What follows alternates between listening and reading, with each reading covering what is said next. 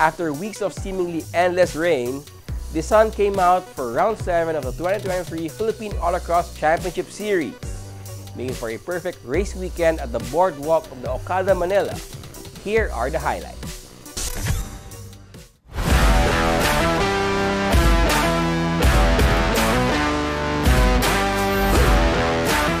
Okay naman, medyo nakakaba lang kasi this is my second time racing.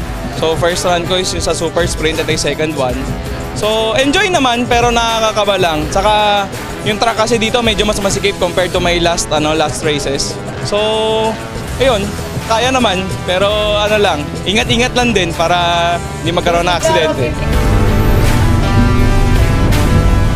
Ang aim ko lang talaga is mag-enjoy, have fun.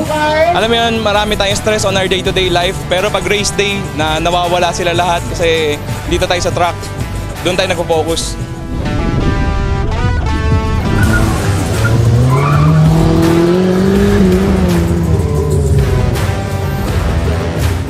Masaya, maganda yung weather, tapos mahangin. Enjoy naman lahat ng tao dito. Yung anak ko kasi si Rafi, nag-go-autocross yun dati, kaya nakita ko, kaya sinubukan ko rin.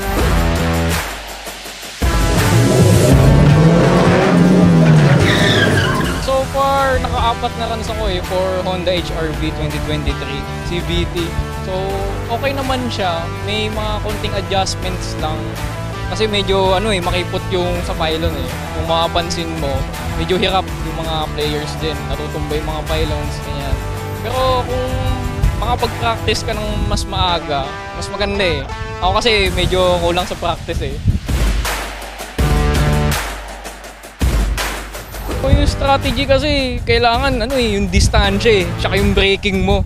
Kumbaga, pag late entry ka, minsan mo yung pylon. So, kunyari, may mga sa chain, medyo mahirap eh.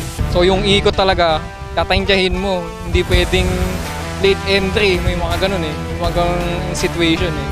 So, ikaw bahala kasi di mo naman masabi kung kailan ka liliko eh. So, tatantyahin mo kung gaano ka kabilis.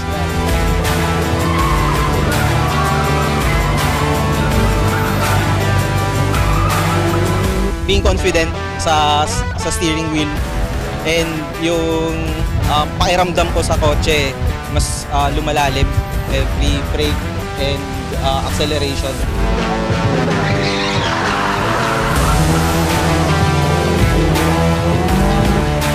Like me, nung nag-start ako, testing waters, pero eventually natuwa ako kasi sobrang friendly nga sa newbies, lalo na yung mga drivers. Once na makausap mo sila, tuturuan ka nila ng mga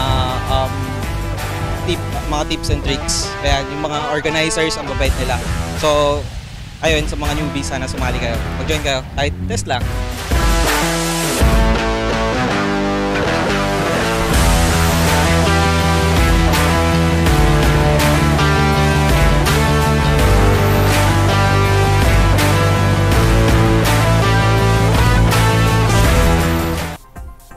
The rains have led to the postponement of some local grassroots racing events. Motorsport enthusiasts and fans should pray the stormy season won't last long or just that the sun comes out on race weekend.